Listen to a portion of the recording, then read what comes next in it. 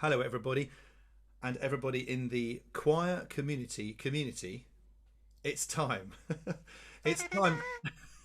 It's time for that interview that we should have done. We should have done 2 years ago with Gitika Partington, who's Right. got a tune for everything. It seems. Good evening, Gitika's afternoon, morning. Gitika, it's lovely to see you as Lovely to see always. you too. Um, and I hope this won't soil our relationship Oh dear, that that sounds we a bit spent rubbish. years Cheers. building professionally. Okay, so this is the interview about you and your musical life and a bit about how you tick and all that stuff. Right. So, first question. What is your first recollection of music as a thing? Ooh.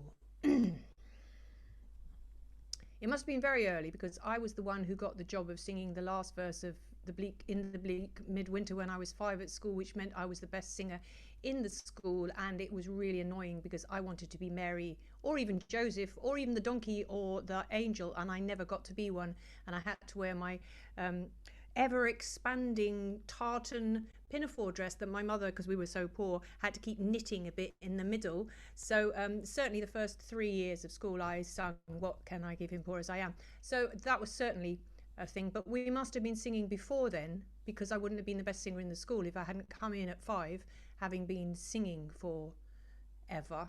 And as my dad was a singer, I think that's probably what happened. And when I was in the womb, I've been told my parents used to listen to Radio 3 every Saturday night, a whole opera on Radio 3 throughout my womb time. So maybe that was it. Subliminal Yeah, prenatal. absolutely. Yes, well, of course, you were in a band, and not many of us were in a band when we were little because your family was a musical group. Isn't that That right? that's So, correct. so some of your earliest recollections must have been that your family were singers. Now, how far back does that go? You said you were 5 at school. How early did you perform with your dad and the family? Well, I we made a record when I was 6. Well, my parents made a record and they made a proper. I still got a copy of the vinyl. Um, and some guy came around with his Revox 2-track and hung a big fancy microphone over the middle light in the dining room, and they recorded the whole album in the dining room, and me and my brother and sister got to be on the last track, which is Go Tell Aunt Rhody, which is on SoundCloud. It's really great because my brother at the time was only 3 and he just was bored. He wasn't having it at all, so every version they did of it he was like, I'm bored. So they had to keep editing it, and the edit is not very good.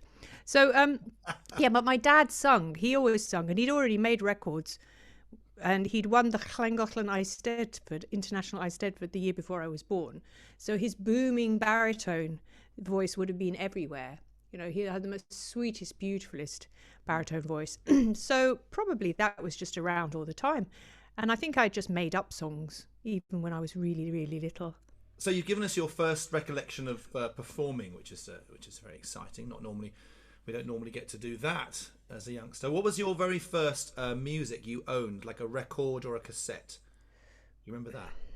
I actually have recollections of us having records as a family, and I actually have a recollection of them buying The Sound of Music, but me being absolutely disgusted because they didn't buy the full Julie Andrews version. It was other people pretending. It was like having fake Easter eggs because we didn't quite have enough money. So we had Woolworths Easter eggs that didn't taste like chocolate, and we had The Sound of Music by some people who were not in The Sound of Music. And even at that age, my ears were so finely tuned to voices and stuff. I was just like, this is disgraceful, I think I had not getting the similar. proper cast.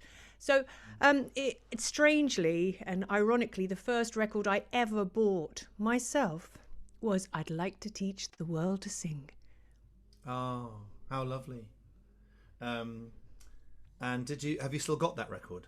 No, I don't know where it is now. But that the first record that made me go was Life on Mars by David Bowie.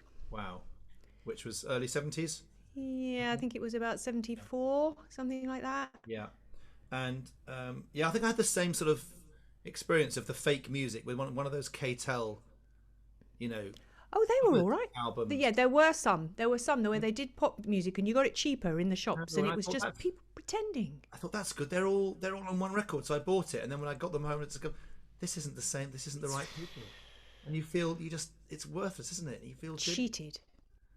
I had to listen to Mark Bolan doing. Somebody pretending to be Mark Bolan. That's the thing, isn't Mark it? Molan. It was Mark Molan. Just because it was cheaper for them to produce them. Oh dear, that was terrible. What was the thing in those days? Anyway, glad they got rid of those. I would like to ask you the first time you felt that you could tell someone what to do musically. So this is the first time that you had the conviction that you could direct music. Was that early or was it later? When did that come? Was it at school? Did you have a school experience where you were left in or put in charge of something musical? No, I was really ignored at school musically, apart from the fact that I got the solo. Even in the secondary school, I got the solo because obviously I was making more noise in the choir. But generally, I was sort of ignored at school in plays and in musical events. I don't know whether it was because I didn't have lessons at school because we couldn't have quite enough money to have lessons. But no, so I never directed anything at school. I think, it was... I did. I used to run a strange meditation class when I was about 22 called Sufi dancing. It's like circle dancing. And someone said I'd be really good at it because I used to do a lot of meditating when I was younger. And there were basically 200 people in a room. And I'd have to explain the dances and teach the songs. And everybody did these dances and songs. And then I sort of went off and did something else and never really thought anything else about it. But I remember having a dream when I was in my 20s, and it was quite a significant dream because I was in a really dreadful, dark place. And this dream was me leading a whole bunch of kids out of the wilderness, singing a language I'd never heard and clapping, and then all joining behind me, singing this language and clapping, and me taking them out of the wilderness. And I don't dream much, and I remember waking up the next day and going, whoa, I've just had this amazing dream. And I'd never have imagined that 15 years later I'd be singing music from all around the world to children. It's singing, leading lots of people in singing. Yeah. A prescient moment. I think it's a funny thing because they often say that you do the thing that you're meant to do really early on, and quite often you just ignore it and then go off and do something else and then come back a few years later and go, oh yeah, that was a thing. Wow. So was there nobody... You said you were ignored at school. That's a terrible thing to discover. But was there nobody early in life other than your family who inspired you musically? Oh, well, my music teacher, who was called Mrs. Ritterman, the first 2 years I was at secondary school, was amazing. And she was from Australia, and her name was Miss Palmer, and then she became Mrs. Ritterman. And I absolutely loved Mrs. Ritterman. She was so different from any other teacher we had. And she left. And she actually was the musical, what do they call it? The head of the Royal School of Music or something for years and years and years. I mean, like the big cheese at the Royal College of Music, I think. Mm-hmm. But no, when she left, I was just deeply disappointed because everyone was so straight-laced, very po-faced. And it was all about her. What did she do that was different? She smiled, that helped. And she laughed, and she seemed to really be enjoying her music. And that was the thing. I'd come from social music. And I remember stories about Louis Armstrong learning to play the trumpet on these street corners. And I had a friend, in fact, Val, who's also a choir community, said she went to Cuba and there were people in the cafes, and she ended up playing music with families on street corners who'd been playing on the same street corner for generations. So for me, music had always been a really sort of like a social thing. And I learned to harmonise, and I learned to really recognise music before anyone put a piece of sheet music in front of me. And I think that's the way it should be, really. So yeah, it was always a social thing. That's why you're very at home with the oral tradition. Yes. By ear. And in fact, I was talking to somebody only yesterday who said that when she used to do the exams, the grades, that she never did very well when they did the oral tests. But for me, that was the bit I always got full marks for. And then the rest was always a bit shonky because I didn't practice much and didn't like being in a room on my own playing music. It didn't seem to make any sense at all. Though I spend most of my time on my own in a room making music now, but it always feels like there's a lot of people here. Some multi-tracking and... You mentioned Val just then, and the natural voice practitioners. I haven't come in that way myself, but I'm fascinated about it. It's quite a network, isn't it? Do you know? Tell us about how that came about. Were you there at the original beginnings of the NVP, or is it called something else? Pretty close to the beginning. I became a music teacher in the 90s, 93. And I was teaching in inner city, inner London, and I was teaching 500 students a week music. And the great thing was that it had been so long since I'd done music at a school that I had no recollection of what I was supposed to do. And because I'd been in bands and done lots of sort of stuff like that, I started afresh, really, with a sort of... And when I went for the interview, the guy said, you're just what we need in schools now. So having completely burnt myself out doing 500 kids a week for 5 years, and somebody said, make a wish. And I said, I've got nothing left to wish for, because I was completely... And every teacher will understand what I mean by that. There's nothing left to wish for. I'm a black hole. Look after yourselves, kids. So... I happened to go to see, one of the librarian at the school happened to take me to see Sweet Honey and the Rock. And it's for a few seconds, just reverence. Yes. Moment. Yeah, deep respect. And interestingly, my father had bought me tickets to see them at the Royal Albert Hall in the 80s. And I mean, that was like incredible. He just went, and so that was a sign I never noticed, that I went to see them. So I went and did some workshops with them, and I picked up a publication from Folkworks, I think it was, and Frankie Armstrong, who is just made another album, amazing woman. She was running a week workshop on how to run singing workshops in a crusty old castle called Kinnersley Castle, some castle, I can't remember where it is, crusty old castle somewhere in the...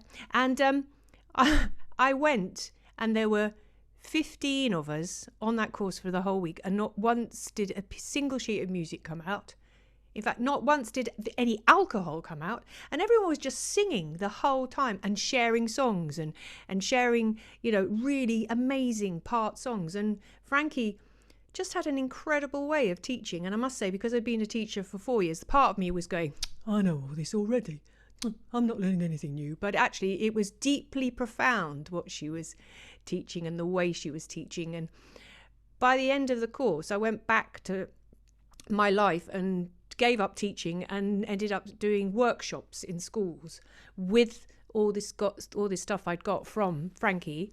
And in that point, I think there were 30 people in the network. And we used to have this meeting every January where we'd all meet for a weekend and just riff off basically for a whole weekend, And it's now, I think there's 600 people.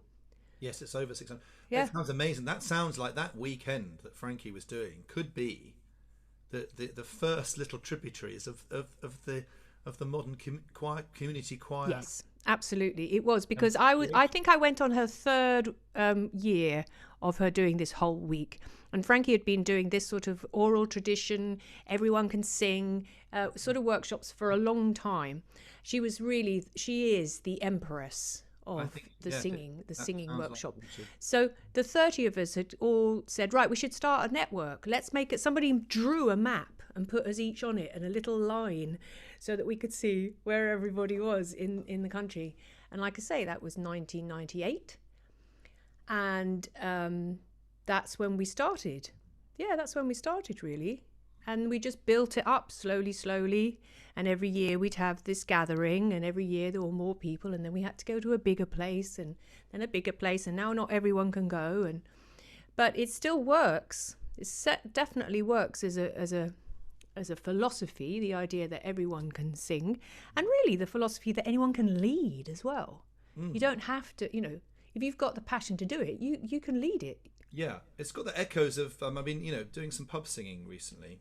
Not performing in a pub, but singing in a group which has been meeting for years. And I think this community choir thing is a sort of filling that gap between the pub. People have been singing in pubs for years and years and years, and people have been singing in choirs for years and years and years. But there's been this thing in the middle has not existed, and this is it's people like Frankie and yourself that I think have created it, that it's okay to do that, and all this wonderful stuff is filled in the middle, and we're all connected up, and it's all rather fabulous, isn't it?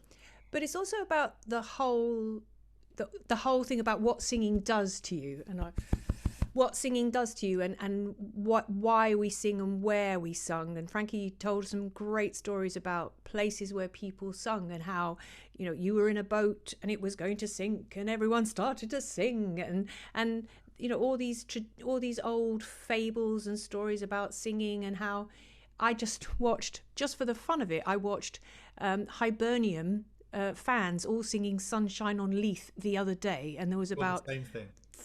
I don't know how many thousands of them, and I'm just there crying because there's something so joyous. And there's someone in my choir who's not very well, and he arrived at the Skype this week, the Zoom, and he said, "Oh, I've been in pain all day." I said, "Don't worry, for the next hour you won't be in pain, because it is a painkiller."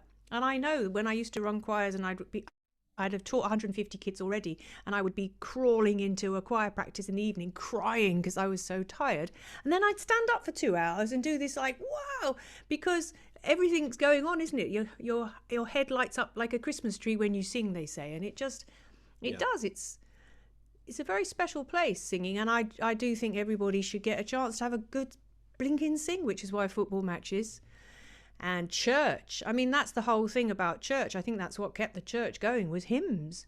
And I think I really feel there's a gap, a hole, where people aren't singing hymns or going to football matches, you know, and we can all go, "And through it all, she covered me protection." You know, it's like something, but, you know, it's like having that group thing. Lease. I mean, I get it psychologically singing on my own with a whole bunch of myself, which works for me, you know, and I'm sure you have the same thing, you know, the multi-track, the art, and that's the only way that the online choirs have worked, is that you're giving people the opportunity to sing with a bunch of people, sort of, in a way, so you still have that sense that you're not singing on your own. Yeah. I'm realising I don't really need to ask you questions. I'm just let it's true. Let you talk on, because that was all gold. That was all gold. Brilliant stuff. And you know, we're learning an awful lot about why we sing is a great one. I had it down there, but I'm going to move to something else now. So I'm going to ask you. You're known as an arranger. You literally have hundreds and hundreds and possibly thousands of arrangements out there, or in there, or somewhere. And what was the first thing you arranged, and why? Why did you feel you had to arrange it? Ooh. Remember? If you don't remember, just make something up. I think, I'm just trying to think. No, I'm going to tell you a story about Only You. Okay. You know, in fact, it's really funny because I'm doing a course at the moment, and I'm doing a cover version of Only You. And in 1993, when I started teaching in my first secondary school in Tottenham, I got the class that everybody didn't want on a Friday afternoon. I won't mention their name right now because they might be watching, but everyone just went, "Oh no, you haven't got, oh dear, oh." And at first year of teaching, I mean, I had no idea what to do. And the thing was that Jerry Springer had been on the TV for a couple of years, and all these girls had modelled their lives on Jerry Springer. So they would come into the class and they would just shout at each other across this class, and I would sit there for 20 minutes trying to do the register, not even you know, and this was it. There's these kids just like, and I just was, you know, going home crying every day. But basically after 4 weeks, I made a little backing track on my tape, and I brought it in, and I put it on, and I turned it on, and I stood in the middle of the class and just went, "Looking from a window above, it's like a story of love. Can you hear?" And that was it. I had won them over. It was like it was like a Julie Andrews to Sir with Love moment. They were all completely putty in my hands. That was it. I had won over this class. And so every week we had to sing the song, and they actually sung it in assembly to the whole school, and everyone was like, "Oh my God, how did you do it? How did you do it?" And then half of the class, literally half of the class, did music GCSE and got between an A and a C. Are you watching Channel 4? What an opportunity for someone to make a film of your life. And that's the central moment, that central scene where you stand in front of the class and sing that, and they all their mouths drop open and they start singing with you. Glorious Hollywood moment. Where are you? Come on, let's do it. But so you haven't got onto the actual story, the arranging. So did you arrange it out of your head at home? That was what that, and you got them to sing it presumably the following week. Yeah, and I played the piano, but I think probably something like Moon Dance. I certainly did that early on. It's a And what else did I do early on? Autumn Leaves, which you've never heard, and I know we've got the Battle of the Autumn Leaves because you have a really lovely arrangement of Autumn Leaves as well. That was quite early on. There's room for everybody. Yeah. What was the I next? did Help by the Beatles. Help by the Beatles was one. And they just started flowing out because of you Yeah. at school and. Well, then I started running this community choir, and it was really funny because I'd had almost like a nervous breakdown at this second school I was working at when Ofsted arrived, and I was working full time, and I just went, I can't cope, and I got sent home for a week, which was great, and I just went to the pictures every day. They still call it the pictures then, and I actually said, give me a sign, please give me a sign. And someone emailed me and said, I'm starting a community choir at the something institute. Would you like to run it? I didn't realise she'd actually sent the email to about 5 other people as well. I thought I'd got the job. But I went in and I got the job, of course. And when I started, there were 1 man and 15 people. And it went from that over the years to 70 people. And I just kept arranging for them. I was just thinking about them all the time. And I used to just see their faces, and there was a point when we had really strong tenors, so I used to go, right, this one's going to have the tenor singing the main line, or I had a football team of basses, and I'd go, right, they get the line this time, and 2 sets of altos. There were so many altos, I had alto 1 and alto 2 on the sides, so that's why I have a lot of 5-part arrangements. So it really was needs must. And then I did a country and western term, so I just kept arranging and arranging for them. And that's 15 years, I suppose. Yeah. So it's not long after that I discovered you. I booked you for a workshop in Milton Keynes because somebody had seen you at the Wavendon Stables. Oh yeah. Now, do you remember that one? The workshop, I did the letter, didn't I? Did I do the letter? My baby wrote me a letter. I'm taking you back to the one that they met you at. Okay. Wavendon Stables. Why did you get to the Wavendon Stables? Who asked you to come there, and why, and what happened there? There was story attached to that. That's incredible because I have no idea how I got there, but I used to go once a year for about 4 years, and when the first time I ever went there was not a single community choir in Milton Keynes. No. And in fact, I remember it was a little bit like being not me being Dracula, them being Dracula, because they were so excited and wanted to sing so much that I used to have to go home and lie down in a darkened room afterwards because they'd psychically like this because they were so needed it. Needed it. Now you're all right for a bit. But yeah, it was, and then sometimes we used to get to be in the lovely hall, and sometimes we get to be in the funny little one, which is on the same side as the kitchen, and they would be cooking fish in the afternoon, which was like really horrible. But no, it was really great. And I used to make a point of that, of saying, getting everybody to say, are you in a group? Where is your group? Tell everybody where your group is, so that they could just sort of try and connect with people who perhaps were in small singing groups and things like that. But I have no idea how I got asked. Oh, I know why. I probably got asked because Scott Stroman couldn't do it. And Scott Stroman, very good friend of mine and colleague from the Guildhall, a few times, baptisms of fire. If he couldn't do a gig, he'd go, hey, Gitika, you're not free on the so-and-so. I've got 75 secondary schools doing a concert in Nottingham.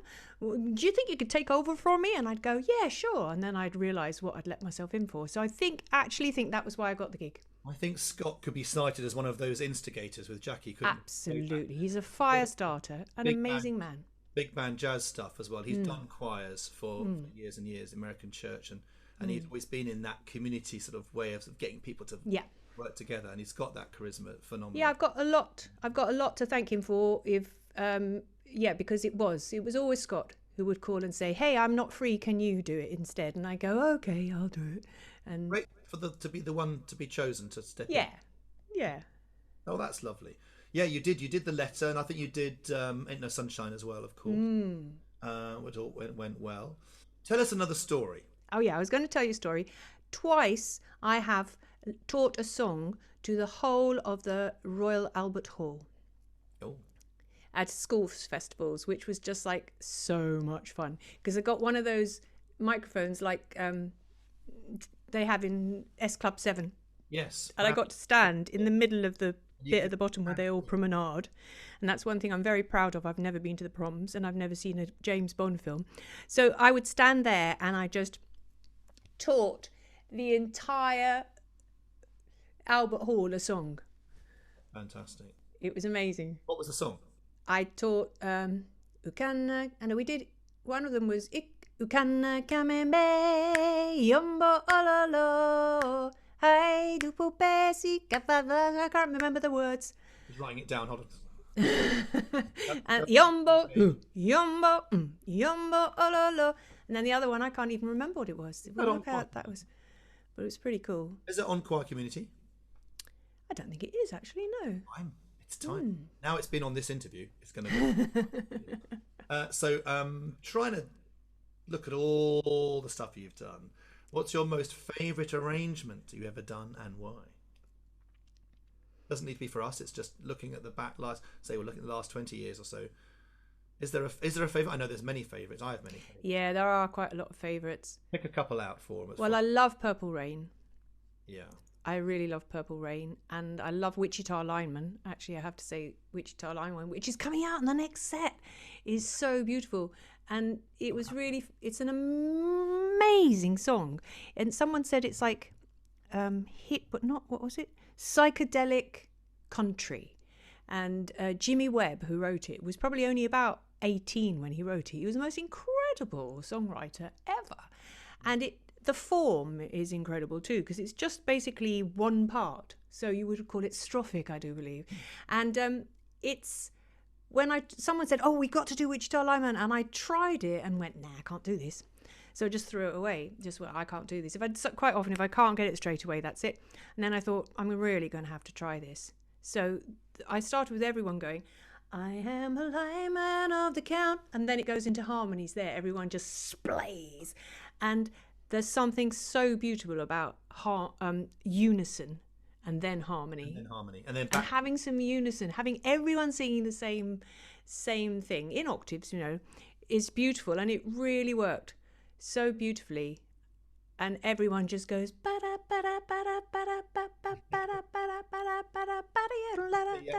that's the Morse code, isn't it? Yeah, and it's just the most. And I think it's that thing of just being able to reinvent a classic. And I feel like I'm actually composing when I'm arranging it, even though it's someone else's song. And I think it's taught me so much about harmony and voicings and what works and what doesn't. And I think if you're doing it all the time, as you are and I am, you get to know what works and get to know what doesn't work and get to know that you can't over egg. You just have to have the right amount. And the classic arrangement really is, it's got to be, if you can teach it in 20 minutes, the whole thing, like Ain't No Sunshine. For me, that's one of the absolute classics that I arrange. And I can teach it in a workshop in 20 minutes. I did a workshop for the Airbnb, all their staff, a couple of years ago. And they learnt it in 20 minutes. And they were so surprised as well that they were doing this quite, I know, no, I know thing. And it just sounds so great. So I think there's such a satisfaction about getting an arrangement together that just, works. And it's got the simplicity to work, but also has enough substance in the harmony. Because I think I would call myself a harmony junkie. It's about the harmony. It really is. And it's a good thing. Horizontal and the vertical meet together. And just stating enough of the harmony that you really get that sense of where it is. And everyone gets... I'm quite egalitarian about arranging. As in, I try quite often to sort of move the tune around. Yeah. So some of my arrangements that I really like are ones where it suddenly changes key, and then the altos get the tune, and then it suddenly changes key, and like I think Black is the Colour is one of my favourites like that. So I did a lot of folk for a while, which is nice when I started a folk choir, and that's been great because that is like recomposing. You really are taking something and you can do whatever you like with it in a way, can't you? You've got more leeway to just reinvent it. Enjoying a bit of Forky Yeah. Are you working on anything else now that you're excited about? Oh, yes, I am actually. I'm working on my 5th album with Three Bucket Jones, my band, and we've just had a really lovely. We got a drummer, an amazing drummer called Lucas Drinkwater, who plays with Emily Barker, and got hold of him, and he went, yeah, I'll do it. So we, that whole thing, that one of the beauties of lockdown is that I've made all these incredible connections with people all over the world, because you do this and then you send them something and they sing on it or play on it and they send it back to you. And I've produced a whole album for a woman I've never met before, a beautiful sort of psychedelic folk album, and the group's called All the Bees. And I've done that, and I've done sort of interesting things I'm doing a course on sync, so I'm doing lots of interesting music to put under images, which is another really great thing. And I'm just about to arrange a beautiful song that I heard called Space at My Table or something. And I heard it in a strange place. And it's a woman from Australia who wrote about a friend who died, and it's called There's Always Space at My Table. And when we heard it, I just went, I need to arrange this for choirs. This has got to. And so there's all these hands going across. Can never remember what time it is, because I had a conversation with somebody in Australia this morning, and I'm having a Zoom with somebody in America tomorrow, and a bit of co-writing, and it's like the world has suddenly become smaller, and we've got this potential to stay in our own homes and create this incredible sort of marketplace around us, this incredible creative melting pot. I mean, it's not been easy, but I think for me, that is the amazing thing, is the collaborating and just creating new stuff. And that's really lovely. That's great to hear. If you hadn't, if you knew about us, but you weren't part of us, what would you say? What do you think of Choir Community in general? I think, Choir Community is amazing, and the reason it's amazing is the audio, the arrangements, the quality of the arrangements, of course, but the audio is just what everyone needs. And actually it's incredible that it's come at this time with the whole online choirs, is that to have an audio that has all the parts that you can play and sing with, and your choir can join in with that's just like such a gift, because it's no good having the sheet. Well, I don't think it's good enough having the sheet music. You have to have something that people can listen to. And I think that was always the thing for me, was that I learned from Frankie and all those years ago, was that about the oral tradition and having audio and having something that people can listen to, so that you empower everybody. There's never on any of that thing. I heard somebody doing an interview the other day saying, oh, I hear that you and so don't read music. Like that was a terrible thing. This was a famous musician, and the commentator was saying, "Oh, poor you don't read music." Like somehow there was a disability about not being able to read music, when there are so many. Reading music is just a way of recording it, and now we have phones and tape recorders and Logic and Sibelius and and there are so many different ways of reading music, and I think that whole thing that all these people were excluded. Oh, you don't read music. Ooh. And I remember actually working with someone who said, I don't know how you can be a musician if you can't sight read. And I told a friend, and she said, well, you can't be a musician if you can't feel it, because it really felt like she was like, and there wasn't any sense of being inclusive of everybody with the music, feeling it. And they're all good tools. I'm not dissing sheet music. I think every tool that we can use that's helpful for us to communicate and connect, because that's what we're doing with what we do, isn't it? Absolutely. But surely what you're saying is there's room for everybody. It doesn't matter what absolutely or what your knowledge is. The thing about this is that there's room for everybody in the choir. There's a seat for everybody at the table, and that's exactly it. There is a seat for everyone at the table. That might even be the name of the song that I'm going to work out this afternoon. I'm very excited about. But yeah, there's room for everyone. There's a seat for everyone at this table. I know. Well, we're so proud to have you at the table. Well, I'm very proud to be part of this table. No, I'm not the table. I'm very proud to be sitting at this table with you, Craig. I think you made some of the table and stuck it on the end, and we all want to get down your end. That's what happened. It's lovely to have you. Thank you. I've enjoyed this very much. Almost, I mean, as much as I had imagined I would. Oh. And I wish I could do it again tomorrow, but we've done Well, it. I shall be interviewing you next. You know that. That's the thing. So We promised you we can, would do a yeah, right. defo. With trepidation, I look forward to that. Yes, it will be fun. But thank you for all your involvement and all that you give us and your life force. And may you go from strength to strength and arrange many, many more life-affirming moments for people like that you did for all those kids that went on to do music. That's a fantastic story. That's great. Thank you. Take care. We'll see you at the next meeting. Yeah. And we're now going to put this on the website. So thanks, Excellent. everybody. All the best. Bye. Bye.